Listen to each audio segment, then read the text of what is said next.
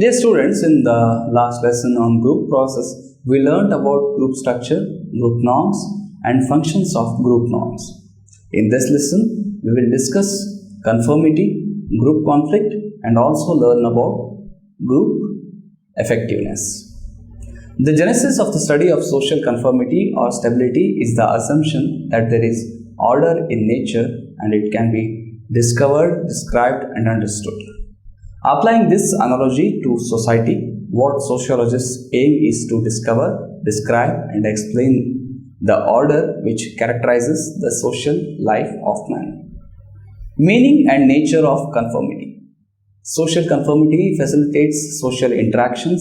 Members of the society are able to assume that others will behave in certain ways. This makes life much simpler. Conformity allows society to operate smoothly. People can interpret correctly what others are doing and can communicate easily, thus behaving in the same way as those around us do. This highly adaptive. Similarity among the members of a culture is due to similar backgrounds, experience, and learning. All children learn to do the same thing in the same or the similar ways. When they grow up as adults, they behave in similar ways because that is the way they learn to behave. Allen 1965 has defined conformity operationally as a change in the behavior of a person due to group influence resulting in the increased congruence between the individual and the group.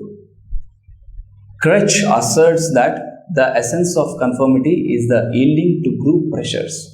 They also proceed to assert that conformity implies a conflict. There is a conflict between the forces in the individual which tend to lead him to value, believe, and act in one way, while the pressures emanating from society or group tend to lead him to believe and act in another way. When an individual has to express his opinion regarding some issue, when his convictions is at variance with the expressed judgment of the other members of the group, he is placed in a conflict situation. He may express his own deviant judgment and remain independent of the group consensus, or he may conform by announcing his agreement with the group judgment. Thus, conformity arises in response to group pressures. The response may be merely verbal, or it may take the form of overt action, as when some student on strike pelts stones at the policeman or at the bus, the others also join them in pelting stones. The conformity may be true conformity when the individual agrees with the group both inwardly and outwardly, that is, when conviction and action agree. Or it may be an expedient conformity where the individual may agree outwardly but remains in disagreement inwardly. Killman, 1958, called such expedient conformity as compliance. Thus, conformity as well as compliance indicates that the individual has yielded to group pressure. In conformity, there is agreement with the group, both inwardly and outwardly, in conviction as well as in action. In compliance, there is only agreement in action or expression, but not in conviction. Crutch also makes a distinction between two kinds of resistance to group pressure. In independence of judgment or action, the individual merely expresses his opinion, which is at variance with the group pressures, and leaves it at that. But in counterformity, he actively opposes the group. He is negativistic and hostile. Thus, he widens the gap between himself and the group. He repudiates the group judgment and action. It may be said that Logia, the socialist leader, was a counterformist in politics, and Naikar, the DMK leader, was a counterformist in the legion. The motivational and emotional process involved. What are the cognitive, motivational, and emotional process involved in conformity? In the group pressure situation, the individual experiences cognitive dissonance. There is a discrepancy between his own private judgment and that of the group. He may resolve this dissonance by conforming or by being independent. When he blames himself for the discrepancy, he may resolve the conflict by conforming. If he blames the group, he may resolve the conflict by independence. Experimental studies have shown that there is a third way. The individual may neither blame himself nor the group, but recognize that the different judgments may be equally correct. This will lead ultimately to conformity by the recognition that there are many sides to a problem. With respect to motivation, an individual may conform, remain independent, or counterform depending upon what satisfy his urgent wants. The wants served by conformity are the wants for acceptance and prestige or for avoidance of rejection by the group. Sometimes conformity may serve as a means to some ulterior end. The organizational yes man conforms in order to gain some advantage.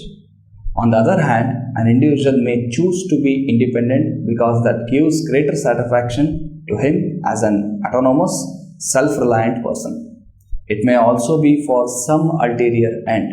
A politician may believe that he may gain the votes of the electorate by taking an unpopular stand. The counterformist may gratify his aggressive wants by his behavior, or it may be because he is in conformity with another group. For example, the adolescent may reject his family's opinion because he wants to conform to his peer group. Finally, as regards the emotional aspect, group pressure tends to arouse in an individual either fear or aggressiveness. He may feel that resisting group pressure may lead to punishment or some deprivation. He is likely to develop anxiety. Under such circumstances, conformity may be an easy way out of the situation. On the other hand, the heightened emotion may lead to resistance to the pressure and make him independent or counterformist. It is obvious that in collective behavior, the pressures for conformity are very high.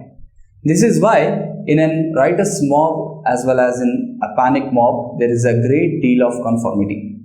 All the persons in the group become aggressive and pelt stones at the policemen or the buses, or all of them may rush to get out of the cinema building on fire. Group conflict. There may arise conflict within the group or between groups. Such conflicts may be destructive and dysfunctional, but conflicts could also be productive and serve a useful function. When social conflicts result in violence, it is necessary to reduce the conflict. When differences of the opinion arise, the members of the group may resort to violence in order to resolve the conflict. But each society has its own norms to prevent violent modes of resolving conflicts. When such attempts fail, legal procedures may be resorted to resolve the conflicts. A group or society can exist only if people control their aggressive feelings. No group can survive if the members start hitting other people, breaking windows, etc. whenever they feel like it. This is why every society places strong restraints on such expressions. Dollard asserted that aggressive behavior always presupposes the existence of frustration. In general, it may be said that frustration, annoyance, and attack will tend to make people feel aggressive. This feeling of aggressiveness leads to aggressive behavior. When circumstances make it impossible to behave aggressively towards a person or a group which is powerful or is of high status, etc., there may be displacement of aggression when the aggression is expressed against a substitute. For example, the frustrated and aggressive majority, instead of attacking the government, may start attacking a minority group. The formers with their grievance may attack the Harijans within their reach. Once violent aggression starts, it tends to perpetuate itself. The group of students on strike may become so violent that they may burn the classroom and destroy the library or the laboratory. When there is an intergroup conflict, there is a tendency to distort and to exaggerate the characteristics of the other group. Groups will be perceived as a good or bad. One's own group is good and the other group is bad. As a result, motives will be attributed to the other group. A benevolent act may not necessarily be perceived with trust, and a conciliatory act may be viewed with suspicion. It will be assumed that there must be some ulterior motive behind the benevolent or conciliatory act. Another consequence of conflict is the restriction of communication. Groups between which there is less and less communication tend to become more and more distant from each other. This leads to an increase in the divergence of the respective group norms, which in turn further intensifies the hostilities. If one goes through the newspaper reports of labor management conflict or student university conflicts or communal conflict, one can see these principles being illustrated clearly. Village factions form an illustration of group conflict, which hinders common action by the village people to improve the conditions of life in the village. Factions are hostile and aggressive groups which are constantly quarreling with each other. The factors which bind the members of a faction and enable it to function as a cohesive unit are the intense kinship ties and the economic, social, and ceremonial relationships between the faction members. These factors not only make the faction operate as a cohesive unit, they also offer a considerable degree of social, economic, and physical security to the members. Sometimes the factions operate not only in one village but across a group of villages. Lewis and Dillon, 1954, in their study of village leaders in the Delhi area found that there were no village-wide leaders but only leaders of small groups known as dhars. It was found that these factions are generally known by the names of their leaders and that some of them have long history.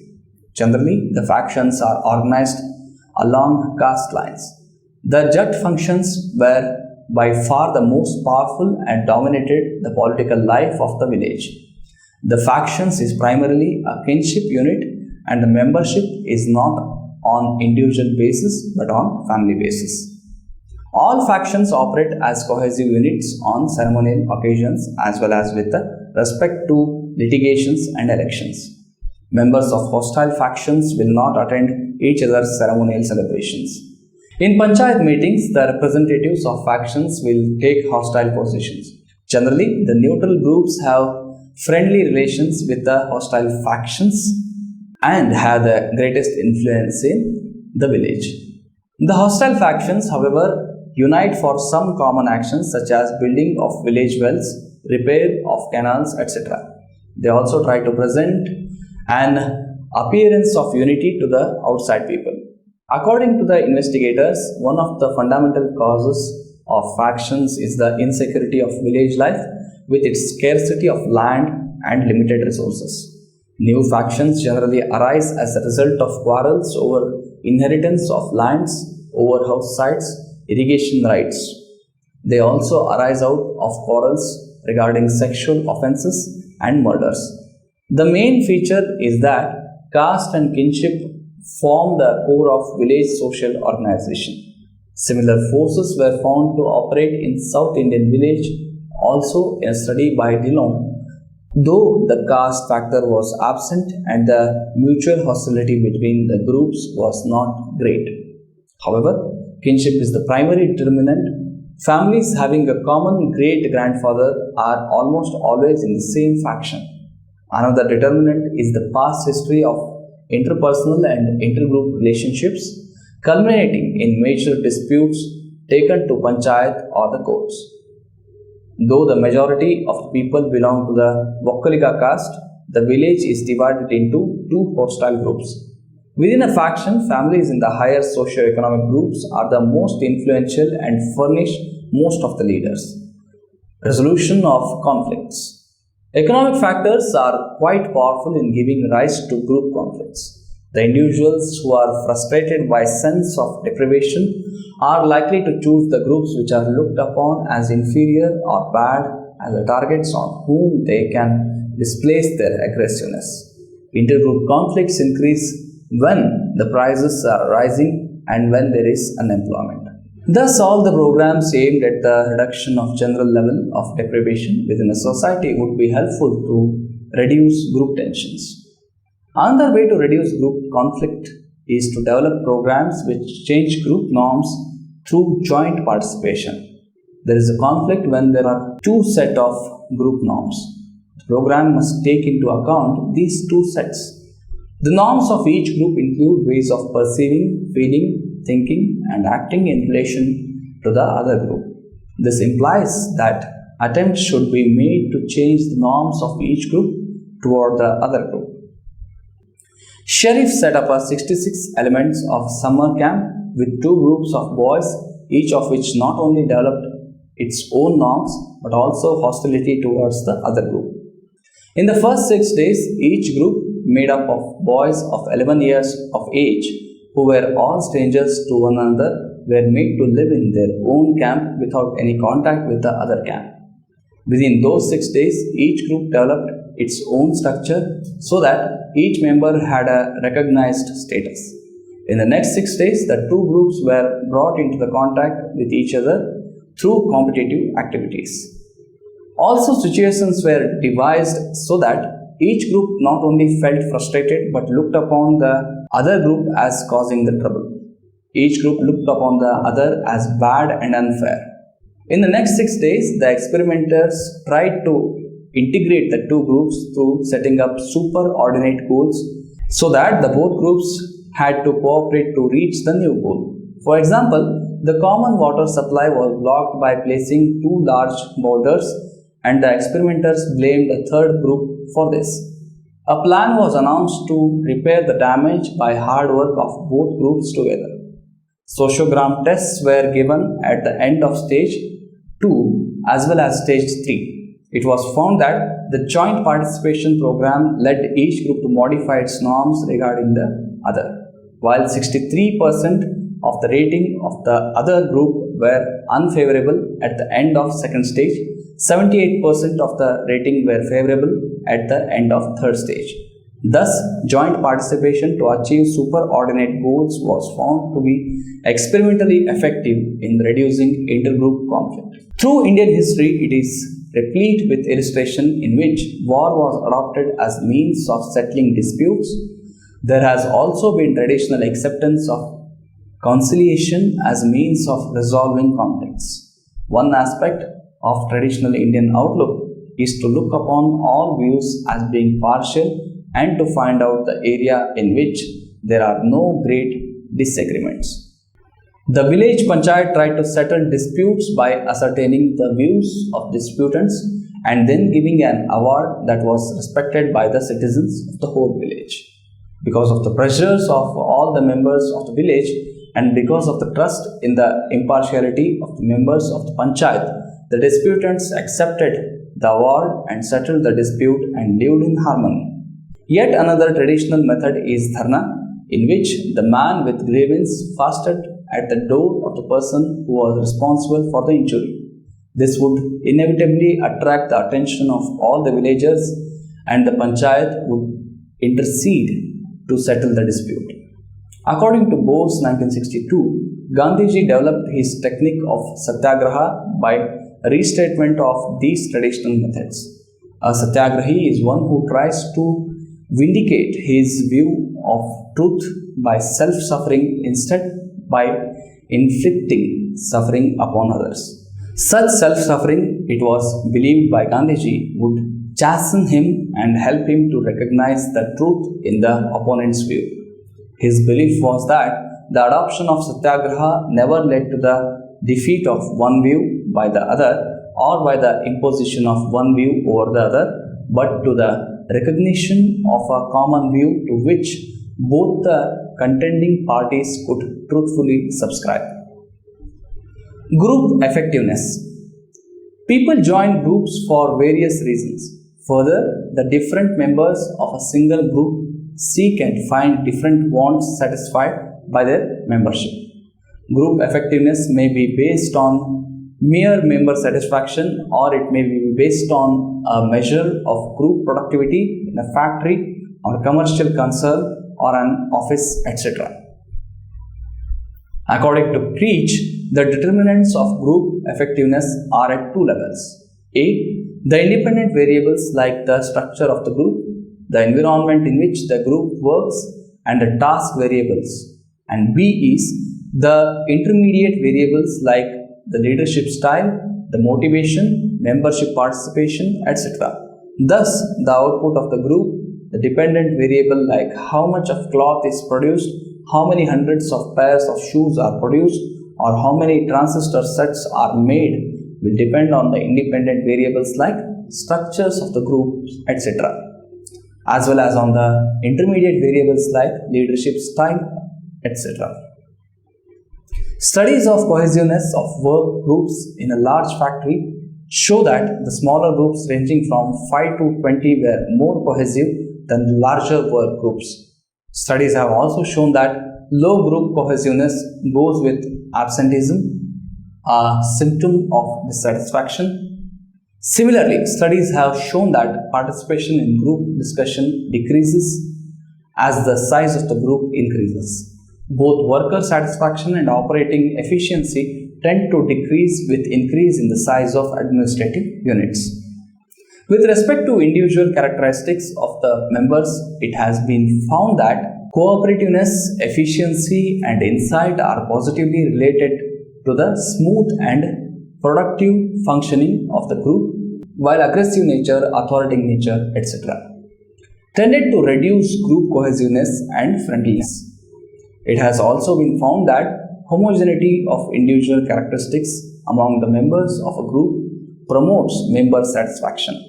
Another important factor in group composition is the compatibility of the members in their interpersonal relations. It has been found that compatible groups work significantly better than incompatible groups, which tend to dissipate a great deal of time and energy on interpersonal problems.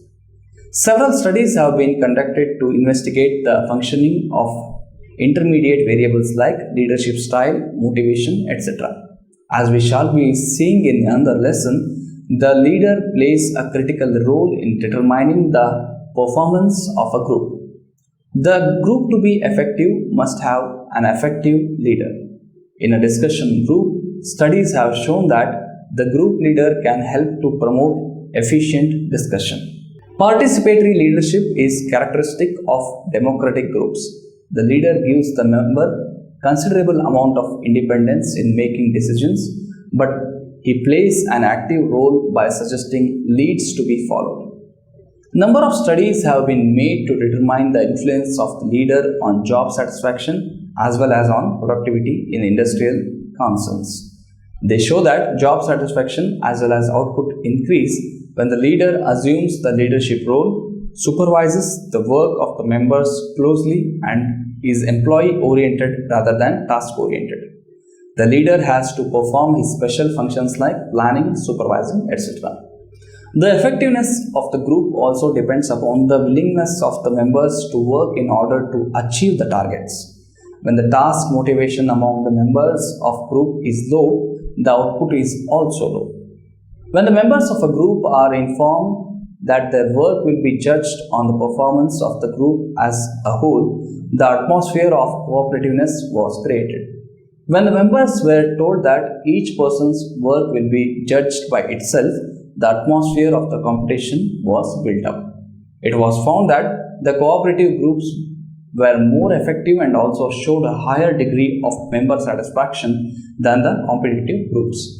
So the important means to increase the output as well as to increase the job satisfaction is to make the members accept and work for the group task.